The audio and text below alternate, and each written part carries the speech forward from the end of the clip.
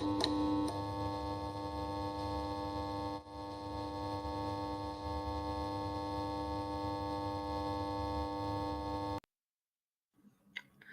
evening, everyone. Thank you for tuning in to another edition of Oilersnation After Dark. My name is Connor Halley. Great show coming up for you to talk about a great Oilers victory as the Oilers take down the Buffalo Sabres 3-2 in Buffalo. Now for the Edmonton Oilers, an off day, another off day. Then on Thursday, they're back in action when they'll be in Boston to take on the Bruins. Should be another fantastic matchup.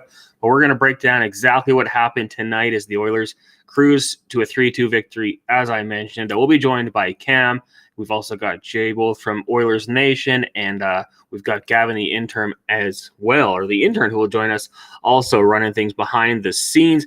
We'll get to the good, the bad, the oily in a minute here, brought to you by Cornerstone Insurance. But as we like to do, we'll do a quick rundown of exactly what happened in this one. Of course, if you're watching on YouTube, hello, how you doing? Thank you for tuning in. I see Troy, Loomis, Lance, QF Pro, Ewan, Cato. Good to see everyone. Hopefully we'll have a few more people jumping in soon. Rusty, I see you. Make sure you hit that like button. If you're on Facebook, hit the like button as well. And if you're watching on Twitter, how about a retweet? Show people that we're out here. Let them know. Tell a friend. And we'll get going here with a quick rundown of what happened as the Edmonton Oilers, as I mentioned, big 3-2 win up against the Buffalo Sabres. Connor McDavid getting things going. Good play by Cody Ceci to keep the puck in. McLeod makes a great play, takes the shot on net. We love to see those shots. And then Connor McDavid, heady play, gets the puck from behind the net, wraps it around, giving the Oilers a 1-0 lead. Jeff Skinner would beat Stuart Skinner on the power play to make it a 1-1 game. That's where we were after 20 minutes in the second period. Just a heck of an effort from the Oilers' fourth line for Derek Ryan to get his 11th goal of the season. Devin Shore, fantastic work. Wearing number 19, looking like Joe Sakic out there. Darnell Nurse picks up an assist on the play as well. Oilers lead 2-1 heading into the third period. Jason Gregor had the stat. After 40 minutes, when the Oilers are leading, they had a record of 22-1-5. The Buffalo Sabres went trailing a record of 3-21. So if history meant anything, a good sign for the Edmonton Oilers. But history means nothing. Dylan Cousins would tie the game up at 2 apiece. Nice finish by Cousins there, his 24th goal of the season. Up-and-comer for sure in the NHL. But Connor McDavid would score his 54th goal of the season to give the Oilers a 3-2 lead. There was a no goal mixed in there as well for the Edmonton Oilers. Ryan Nugent-Hopkins called back on a Kyler Yamamoto offside play. But that would be it for the game tonight. Oilers win 3-2. Connor McDavid with that goal, a new career high in points, 124. He had 123 last year. This year he does it in only 65 games played. So Connor McDavid continuing to do what only he can do at the NHL level. The Oilers improving to 35-22-8.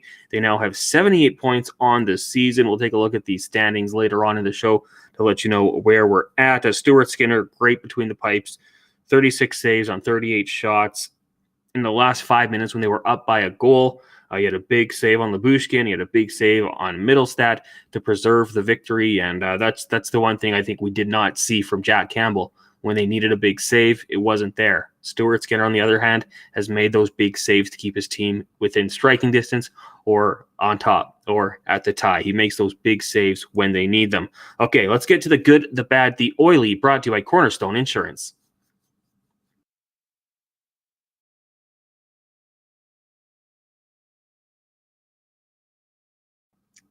Cornerstone Insurance Brokers, Edmonton's premier boutique insurance brokerage with over 90 years of success and still growing. Visit cornerstoneins.ca/nation to get an online tenant or condo insurance quote in just a few minutes and use discount code NATION for an exclusive rate. Find out why Cornerstone Insurance Brokers is ranked amongst the best in Alberta. And for the good, the bad, the oily, we bring in Cam. Cam, thanks a lot for doing this tonight. How are you doing? Good. How are you doing, Connor? I'm doing good. A lot more enjoyable doing these things after an Oilers victory. So happy to do it tonight. And again, if you're watching on YouTube, hit that like button. Same with Facebook. Lots of comments coming on Facebook. Jessica, woohoo, 2 points for us. Mark Skinner kept them in the game when their defense was brutal. Yeah, there was certainly a stretch where the ice tilted and Buffalo was really pressuring. Skinner did the job. And Justin says, would have been 7-3 Buffalo if Campbell was in net. Great game by both goalies. Yeah, we got to give Craig Anderson some credit. He was playing very well tonight, and Jack Campbell's going to take some fire and take some shots even though he did not play. That's just how it goes. All right, Cam, let's get to the good, and to start things off, for the good, fourth line effort. And, we'll go right back to that Derek Ryan goal. Costin, Ryan, Shore, the effort they put in a couple different times, but when it leads to the goal, it's always nice. Derek Ryan gets his 11th, and I'll tell you, 19 looks so much better than 14 on Devon Shore. Yeah, you mentioned that when you were starting the show up, you said Devon Shore is looking a little bit like Joe Sakic out there. And I think that's a pretty apt comparison. He was ripping around the offensive zone, contributing, looked lethal in there. The bottom six in general has been kind of a challenge for the Oilers this season. They've had a difficult time finding depth scoring. Their bottom six, the bottom two lines, we talk about it year in, year out. It's always a challenge to outscore the opponents, and they've really got a group right now that's rolling. I really like the game that Warren Fogle played today as well. Nick Bjugstad's fitting in really nicely as well, adds some strength, some size down low in the offensive zone, crashes the net. There's a lot to like here in the bottom two lines. Nick Bjugstad, 100% in the faceoff circle, and went out there and won some crucial draws in this game that, we've seen with the Oilers lose draws and it quickly end up in the back of their own net. So Bjugstad, big for that, starting to show the size, leaning on guys. Good point there. We shouldn't say fourth line. We should give some credit to the third line as well, because they bottom were six also good today. It's like a whole different unit now. It looks they're moving the game in a completely different direction. 100%. Okay. With the good comes the bad. And, all in all, not too many things to point out. As we had someone say, there was a point where Buffalo did kind of take over the game. Skinner was playing well, but we're going to go with the disallowed goals in this one. And Zach Hyman, for once, you are not guilty on this one. It was Kyler Yamamoto unable to stretch. Had he been 5'11", maybe he's able to. But unfortunately for the Oilers, there was another one later on in the game. I think it was Leon Draisaitl who was offside. But the disallowed goals. And a night when you win 3-2 and there wasn't too much to complain about, this is what we're going to go with. Yeah, we're reaching pretty far here. There really wasn't too much negative. There's a lot more to like about this game than not to like. The offside call, I get it. That's a pain in the ass. But, it's not the kind of thing that anybody really loves to see. It's not like Yamamoto was tremendously involved in the play. Maybe it's not necessarily what the rule should be going for, but this is where we're at, where I think if you're Zach Hyman, you kind of just expect it by now. It's just kind of an inevitability. Every 3 or 4 games, you're just going to have a goal called back for some reason. So, I wonder if that's in his mind when he buries the puck into the back of the net. He's like, oh, geez, what are the odds this just gets called back? This happens almost every few games for me. I think he's just used to it by now.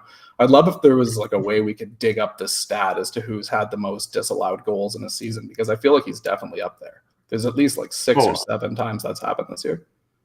100%. It was almost comedic at times, because it would be, a stretch there, 2 or 3 games where just continue to happen. And yeah, it's a bit of a stretch here, but let us know in the chat what should have been the bad. What bugged you about tonight's game? We've got in the chat there, Tim says, hi, Connor. Hey, Tim, thank you for tuning in to the show tonight. All right, let's get to the Oily. And for the Oily on this fine evening, McDavid multi-goal games. And you just go back and forget those 2 games against Winnipeg where he just had 4 assists. 4-2 win over Philly, 2 goals. 7-2 win over the Penguins, 2 goals. The losses to the Bruins and the Blue Jackets, 2 goals in each.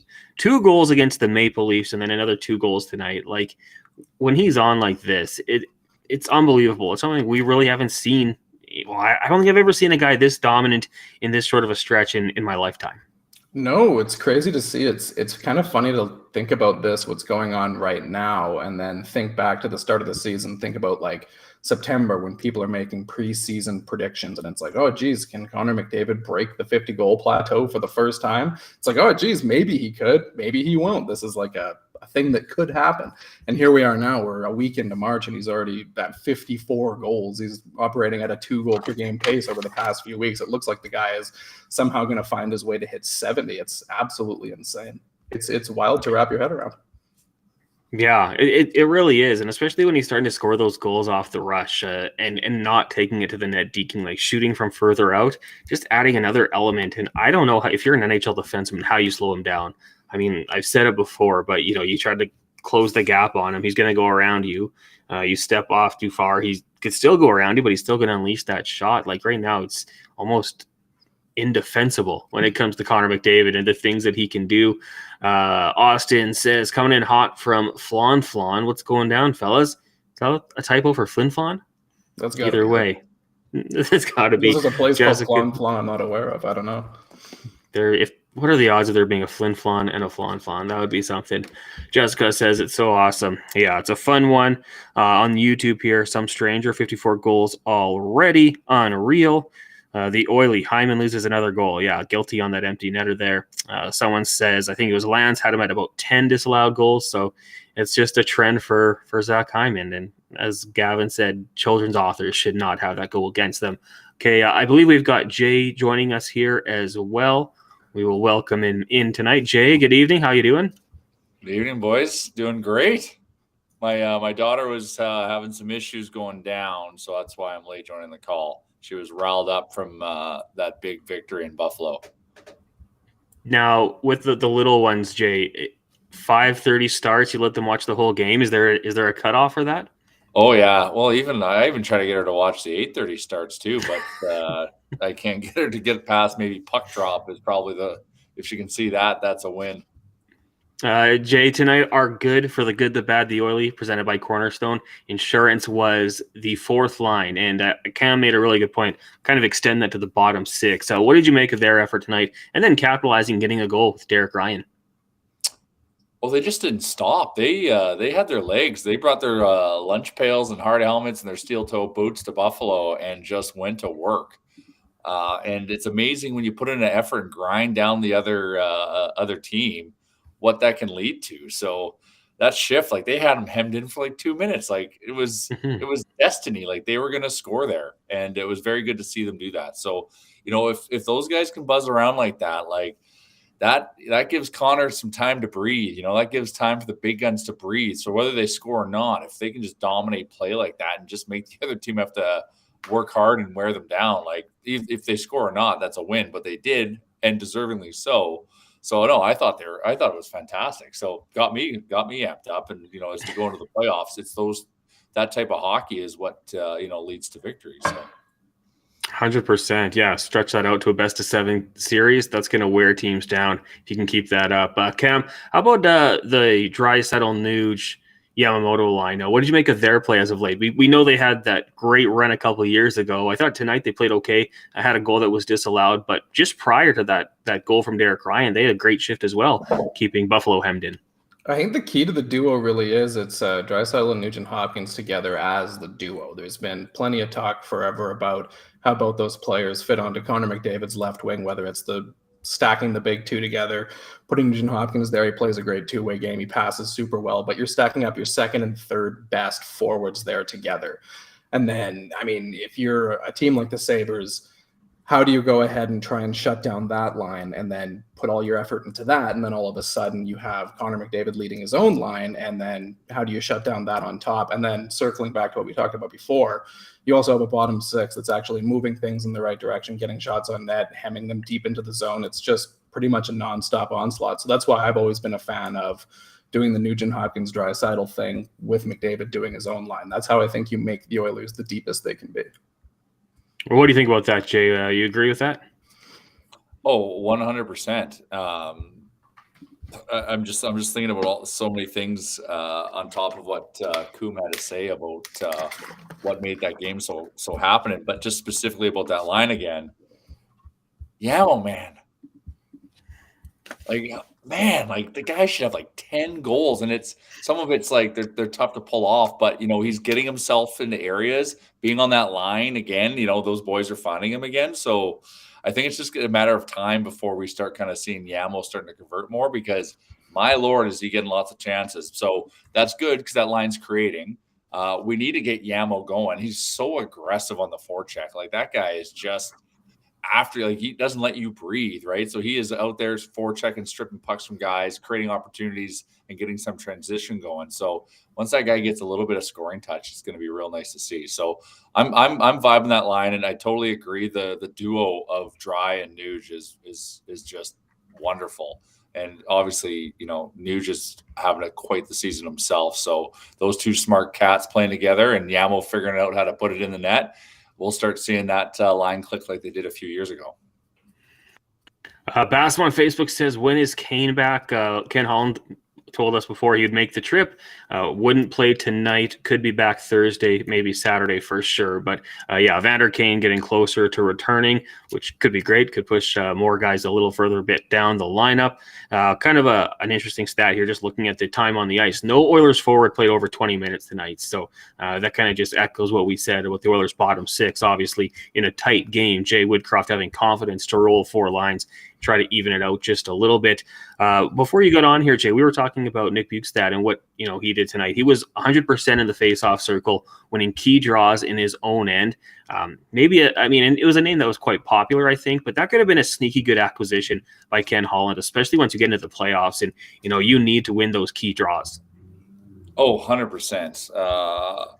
It's winning draws goes a long way, but it's also, I was kind of critical of Nick Bjugstad, maybe because I didn't know enough about him, but like, he's also he's a very kind of smart and sneaky defensive hockey player, and kind of going in and winning little battles here and there. Like there's a lot of little things to his game. Obviously, the dot's very important, but that I'm noticing, and also the fact that he's got a long stick, he's a big boy, allows him to cover some ice with not having to move too much. So it makes adds to kind of the defensive side of his game because he knows how to use that stick of his. So yeah, no, I think it's sneaky good, and he plays that type of game that when if we need to clamp it down, he's going to be one of the reasons why we can clamp it down from the forward position. So yeah, I've been liking him. Anything stand out to you, Cam, about his game? I kind of remember when Bjugstad was with the Florida Panthers, he was kind of supposed to be their big second line center behind Alex Barkov, and they thought, okay, we have these huge two-way guys up the middle, but Bjugstad had a hard time handling the load of the second line center. And since he's kind of revitalized his career down in Arizona, he's he thrives on the wing. He can play center in the bottom six. He kind of fits more in that role, and that's where I think if you're a team like the Oilers, they have quite a bit of depth, and he fits so nicely in the bottom six. They really needed somebody that had in their forward group when you get rid of Jesse Puljujarvi. I understand he's a controversial player one way or the other, whether you like his game, whether you like the analytics or not, but I think we could all agree that he's a big guy who forechecked well. So as soon as you got rid of that, you had to go and add someone who brings that same element, and I think Bjugstad does, with also maybe the stronger defensive element, the ability to take face-offs. That's what Puljujarvi didn't have necessarily in his defensive game. So it was a necessary addition for the Oilers to make, and it's looked like a very good fit thus far. More of a toolkit. That's what you're saying, Coom. He's got more of a toolkit. Yeah. I said I went the scenic route with saying that. I like it. Okay, Facebook talking right now. Quincy says Skinner was awesome once again. Stuart Skinner, 36 saves on the night. I talked about it. Had the big save on Labushkin, and then Middlestad in the final 5 minutes. Just making those big saves when you need them. Dwayne says, I'm loving 72. Yeah, let's hope it continues. 10 for 10 in the face-off circle tonight. Let's go with this one here, just because we did mention Evander Kane might play Thursday, might play Saturday, but will make his return in one of those games from the rib injury. Where do you slot him in, Jay? I mean, I have a pretty good guess where I do, but in the chat, the discussion's going on there. I'll also let us know where do you think he goes in the lineup. But when Evander Kane returns, Jay, where do you have him? First line left wing. Seems pretty obvious. Hyman plays offside. What do you think, Cam? I'd put Hyman on the right side, Kane on the left, and then I'd just put McLeod back on the third line. But yeah, Bjugstad right now is the center between Vogel and Janmark, so I guess just push Janmark down. I think Vogel's been really good, still warrants third line minutes. It's a pretty good problem to have. Clarify. Hyman's offside is his right side. Well, he's a right-handed shot, but he loves playing the left side. He likes saying left side. So right technically is offside, but it's his onside. Kind of a weird player that way. But I'd put Hyman on the right, Kane on the left. No, I like to do that when I create a player in NHL, so I get what Zach Hyman's doing here. Yeah, I mean, to me, that's kind of great to have. If Evander Kane's ready to go, you insert him right into the lineup on that left side. Brings that swagger back, that confidence, another guy who can finish. I was glad to see Ryan McLeod get an assist tonight playing on that top unit, but yeah, I totally agree with you guys. And Warren Foegele, you kind of mentioned him there quickly, but yeah, I like what Warren Foegele has done as of late as well, too. Maybe simplifying his game a little bit, just taking advantage of exactly what his skill set is. And Cam, on our chat here, you're gonna have a really good point here. Taking on the Boston Bruins physical team, Evander Kane could be a big addition for that one. Yeah, I was just kind of thinking about the Bruins game coming up, and they already had Jake DeBrusk, good power forward. Oilers fans obviously know quite well, but then they've also gone and acquired Tyler Bertuzzi, another good power forward, a guy who we saw in those games against Detroit right around the All-Star break as a pain in the ass to play with. So the Bruins are going to have those two guys going, and it'd be real nice for the Oilers if Evander Kane was back in the mix for that game, because that could be those are two guys that are a pain in the ass to deal with. Yeah, 100%. And you also know Bertuzzi and Kane have a little bit of a history brewing this year. So I think it's important that, if obviously he's feeling good enough to come back, that would be a very nice game to have him come back in. Kenneth Mark Holland has a line. Halley, Jay, Cam, that's left to right. So Jay, you're centering the two of us, Gavin in net. I mean, I don't know. Horrific in the dot. I am so bad in the dot. I'm like Nuge in his first 3 years in the league, bad in the dot. Yeah, we'll just crash it in there. Try to help you out, muck it up a little bit. Yeah, well, exactly. Yeah, Lance says I'm not afraid of the old man Bruins. I mean, the Boston Bruins, what they've done this season has been incredible. We've heard some people on the day job say that is that going to translate into the playoffs? Will it be some fatigue? I don't know, Cam. Like, I think you got to put some respect on the Bruins' name for what they've done this year. And, I like what they've done off the ice as well, being aggressive and adding. Like, yeah, we're great, but let's make this a Stanley Cup contender. Legit. Yeah, I have a hard time. For some reason, I just look at it and I think of these teams that put up these ridiculously good records and then go into the first round and they haven't played a meaningful game in months. And that's what the challenge is. Like, you think about Tampa Bay Lightning back in, 2018-19? They had Columbus. They lose to Columbus in 4 games. Even the 06 Red Wings, like they won the President's Trophy by a mile, and the Oilers beat them in 6 games in the first round. Now, I think the 06 Oilers were better than your normal 8 seed, but you just see a team like this that hasn't played a meaningful game since like October, November, and it's hard to get yourself geared up. I mean, the Bruins what they're doing this regular season is insane, and to do it over that amount of time is incredible. But I don't know. I truly wouldn't be shocked if they got stunned in the first round by a weird team. Like, you had all these Buffaloes and Ottawas and teams like that are fighting to get in. Maybe they just ride the momentum and beat the Bruins. Yeah, I mean, the race right now in the East is interesting. Like, the divisions are kind of locked up, but then you look at the wild card, and it's going to be a hell of a battle down the stretch. Jay, when you look at Vinny Desharnais, first game for him, not with 7 defensemen, got like 16 minutes of playing time. What did you like about what he brought to the game tonight? I'm a big Vinny guy. Last couple of games have not been his best. Definitely kind of like fell down from earth because, it was Vinny's in, we win. And so that kind of, corrected itself the last couple of games. But I thought this was a good bounce back game. There was still, a couple little, slip ups there, but didn't lead to anything too dangerous. But, him and Greenway had that good battle going all game.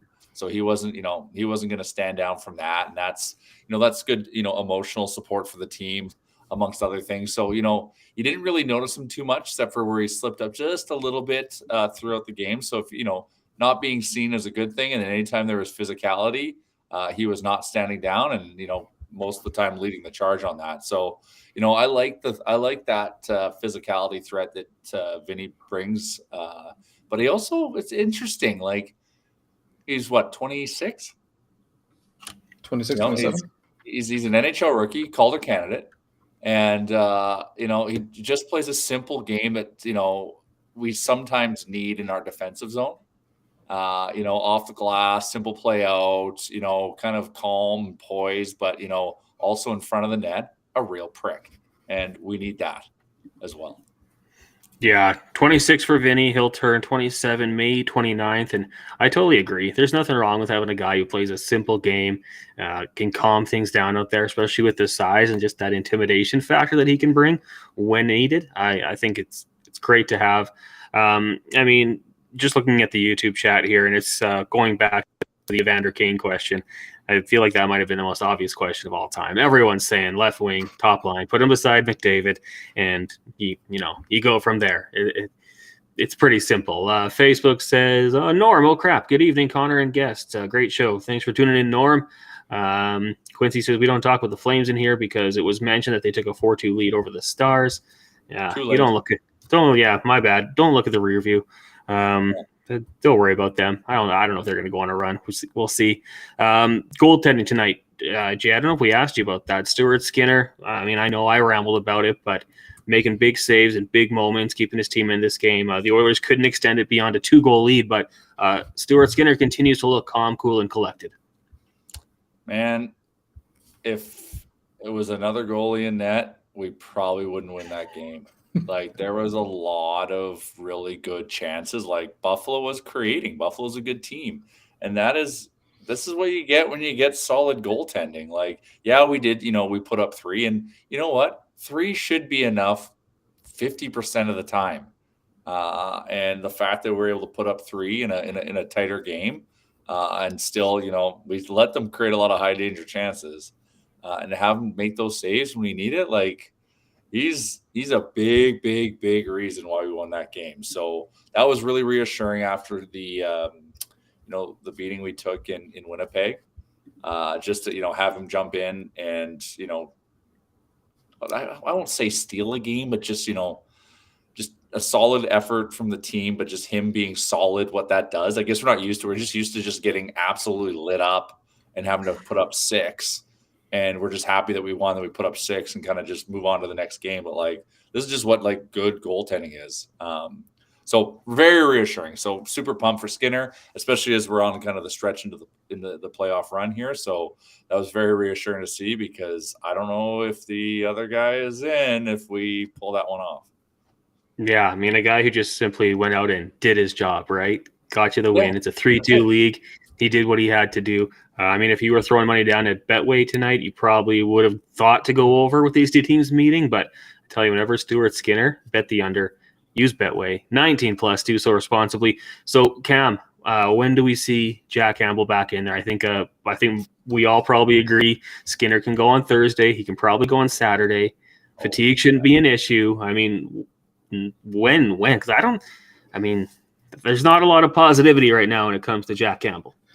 No, it's really tough. It's a weird situation because as far as I know, they can't stash him in the AHL right now because they have that rule for teams with the playoffs. You can't load up your AHL roster. So since he wasn't on the AHL roster, you can't stash him. So, I mean, you don't want to run Skinner into the ground before the playoffs and have him be totally burnt out, having played, 17 of 18 games down the stretch. That's not ideal, but you're also still jockeying for playoff position. You can still win the Pacific Division if all things go well. You still have 2 games against Vegas, 2 games against LA, 1 against Seattle. You do really well in those head-to-heads, you might win the Pacific. So I guess you just look for the games against the bad teams, but you look at the schedule, there aren't many bad teams coming up, unfortunately. The next surefire non-playoff team is March the 20th against San Jose, and you got about 7 games in between now and then. So you're going to have to throw them into a game against a good team somewhere. So I would do it in Toronto on Saturday because he played there. So we're going to give him a chance to be. It's a tough challenge, but we got to go and win that game. Why even give them a chance? Because there's so many games coming up that you're going to have to use Skinner, and after that it's like, look, if there's any game that Jack Campbell's just going to inexplicably do well in, it's one where he's trying to show up the Leafs. Okay, so let me just get this in here. That's the Nation Vacation out in Toronto. Correct. Powered by AMA Travel.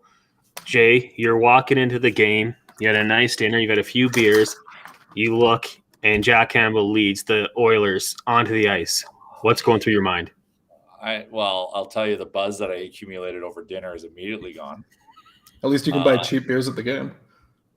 Yeah, exactly. And I'm moving into mortgage your house territory for beer. Oh man. No, I don't want to hear that. I just had a good meal, Connor. Like, yeah, I'm vibing. I'm in Toronto to watch the Oilers and Hockey Night in Canada. Just had a great meal with some friends and some fellow citizens. And I'm going to go and find that out. No. I'll be stressed the whole time. And in hindsight, if he wins, then I'll be, singing his praises. And that's the roller coaster ride we live in. But if it's Skinner, I'll feel a lot more confident going into that game. I'm totally with you. I mean, I'm totally good with Skinner the next 2 nights, assuming it all goes well.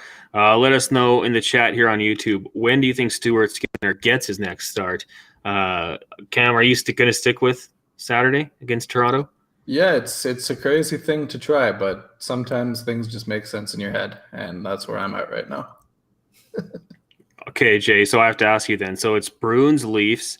Tuesday, the Oilers are back home against Ottawa. Would that be Jack Campbell?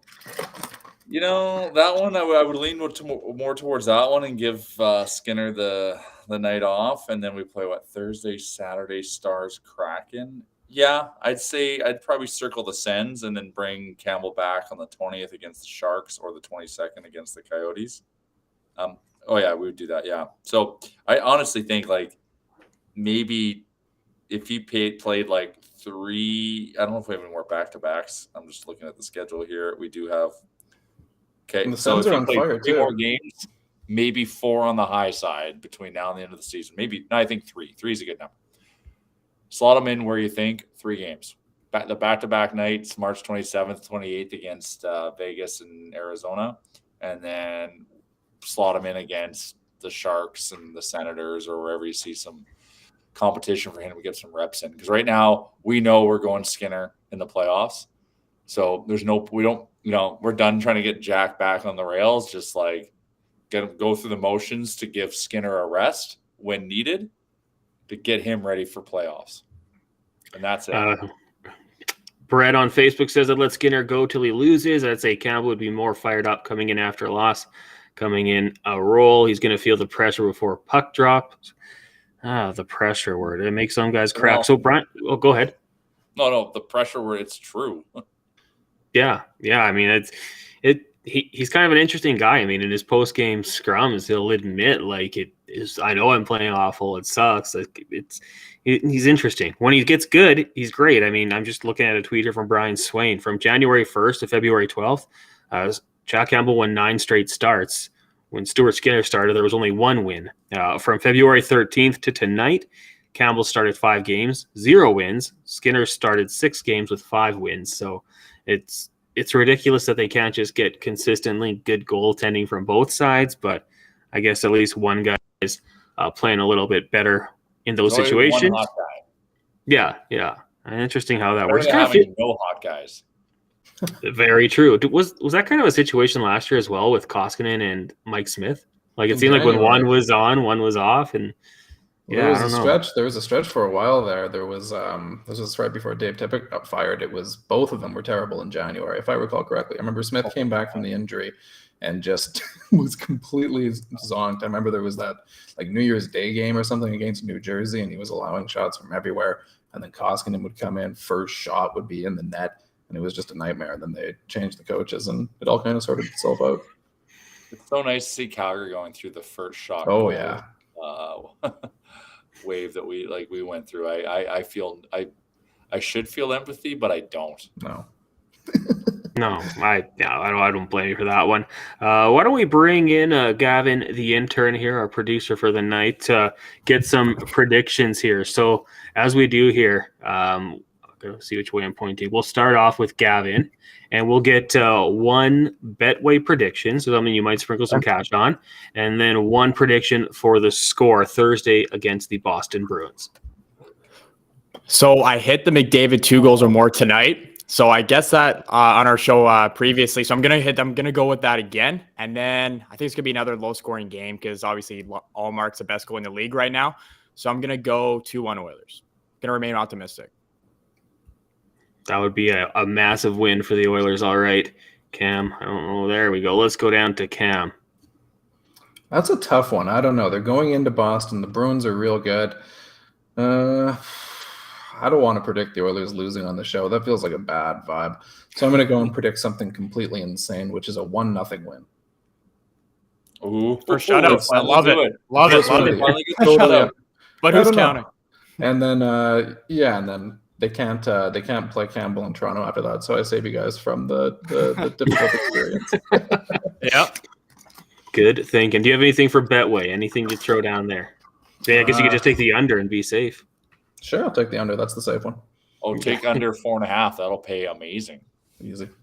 There you go. Well, I mean, you're taking 1-0, so if they can do under 1.5, that'd be massive. Jay, how about you? Betway prediction and score prediction. Well, I normally like to chase the juice, but you know what? They're going to be road dogs for sure because they're playing the best team in the league, best home team too, I think, in the league. Yeah, I So think they only have the like 2 Oilers will losses be- at home. Yeah, so the Oilers will be not a heavy underdog, but they'll be paying plus money. So I might just, they played good enough to beat Boston last week, and I'm sure they're probably pissed off about that. I feel like they'll come in and surprise them in Boston. But once again, I drink the Kool-Aid. Like you see my record on Owen every day. All of my bets include an Oilers win, and they went through a little funky patch there, so my record is not that good. But yeah, I'm just gonna straight up go Oilers money line, and I think low scoring game. If we beat Boston, it's I'll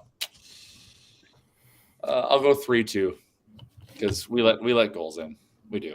That's what we do. It's our brand. All right, okay. I'm going to take a 4-2 Oilers victory with an empty netter. And I'm going to be optimistic here that Evander Kane returns and he scores a goal. That's going to be my pick. Just going to the net, tapping. McDavid does all the hard work, and Evander Kane rewarded by doing the right things in this one. Jay, when do you guys head out on the Old Nation vacation? We leave bright and early on Friday. Okay, so you'll get 6:30 watch the a.m. We game. board a plane to Toronto. And are you taking any of these guys with you? No, it'll be just your Remchuk and Bag Milk are coming. Oh, okay, that's a good group right there. The rest of the Oilers Nation crew will hold it down from Edmonton, and we'll keep the content going. We'll be on immediately following that game. We'll be on Thursday as well. The Nation Vacation, powered by AMA Travel. Got to thank them. Got to thank Betway, of course. Be 19 plus. If you're 19 and under, wait a year or two. Bet responsibly, and of course, Cornerstone Insurance. They present the good, the bad, the oily. How we start off every show. Guys, great show tonight. I think we pretty much measured up to the Oilers' performance, got the job done. Thank you for hopping on behalf of Jay, Cam, Gavin, I'm Connor Halley, and we'll talk to you guys on Thursday after another hopeful Oilers win. Have a great night.